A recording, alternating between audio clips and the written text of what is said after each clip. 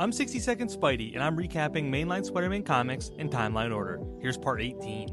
Spidey is splashed in the face by his landlady Mrs. Muggins as generically named villain Hitman is hired to take out Jonah. Harry Osborn is spiraling after his fiancée Liz Allen left him, so Peter and Flash leave him with his therapist Bart Hamilton.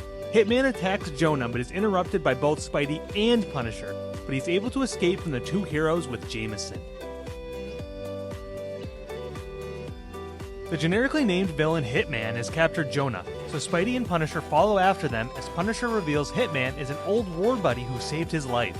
They are able to track them down to the Statue of Liberty, where Hitman betrays his boss and uses Jonah as a human shield. After saving Jonah, both Spidey and Hitman are in trouble, but Punisher chooses to save the heroic Spidey, leaving his former friend to fall to his demise. Aunt May has a heart attack while protesting, but luckily doctors say she's going to be okay. But when Peter goes to psychiatrist Dr. Hamilton's office to visit Harry Osborn, he finds the place ransacked. Fearing a relapse from Harry, Spidey rushes to Flash and Harry's apartment and finds Green Goblin there, but Pete is unable to talk him down as he throws Flash out the window. Last issue, Green Goblin threw Flash Thompson out a window, but Spidey saves his pal as Goblin flees. Green Goblin talks to his mysterious captive, as Aunt May suffers yet another heart attack. Green Goblin takes on a revived Silvermane's crew for control of New York City's crime, but after winning, teases he could reveal Spider-Man's identity to Silvermane as a peace offering. Green Goblin promises Silvermane he'll capture Spidey and reveal his identity, as MJ goes looking for Peter after Aunt May's heart attack. Apparently, doctors need his permission to operate on Aunt May, but Peter is attacked by Green Goblin on his way to the hospital. Assuming Goblin is Harry Osborn, Peter tries to appeal to him, but instead Goblin traps him in a ghost bag. Green Goblin is bringing Spidey to Silvermane, but Peter escapes just in time for Aunt May's surgery. Goblin taunts his mysterious masked captive, as Peter learns Aunt May will be alright. Deciding to take over crime in the city the old-fashioned way, Goblin attacks Silvermane instead of joining up with him, but of course Spidey decides to take them both on as Goblin's masked captive is revealed to be Harry Osborn. Spidey, Silvermane, and the mysterious Green Goblin are fighting as the now free Harry Osborn dons his own Goblin getup. Spider-Man and Goblin 3.0 fight after Silvermane is defeated, and Goblin is revealed to be Harry's psychiatrist Bart Hamilton, who used hypnotic suggestion to learn Harry's secrets so he could become the Goblin himself. Harry arrives and fights off Bart Hamilton, which ends with the psychiatrist exploding from his own bomb, and Harry losing his memories of the incident before reuniting with his fiancée Liz Allen.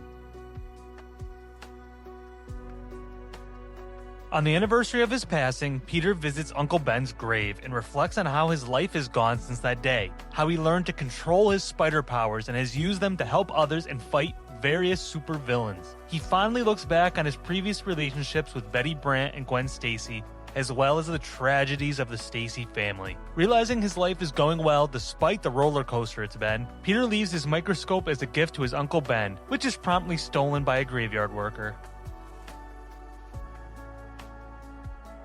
Peter and Flash are playing tennis when they see people under the spell of two strange figures called Brother Power and Sister Sun. When Flash realizes Sister Sun is the woman who saved him in Vietnam, they attack him, so Spider-Man intervenes, battling them both off and saving Flash. Peter learns that they are a cult called the Legion of Light, as Flash tries to get Sha Shan to leave with him, so Spidey has to jump in and save him once again. After failing to save Flash from a cult last issue, Spidey is attacked by someone called Razorback, who has super strength and an electric mane, but actually wants to be Spidey's friend. After saving Flash, the three of them take a ride in Razorback's truck as the cult leader is revealed to be the Hate Monger. Razorback reveals he's trying to save his sister, but at the compound they are captured by the cult members, including the sister, and chained up with a bomb. Spider-Man and company are trapped with a bomb in a cult compound, but they use Razorback's self-driving car to free themselves and track down the cult, sneaking into their demonstration but are attacked by the leader, Hate Monger, who mind controls Spidey and Razorback. Flash Thompson intervenes, bringing them back to their senses and unmasks Hate Monger, who's actually a villain called the Man-Beast.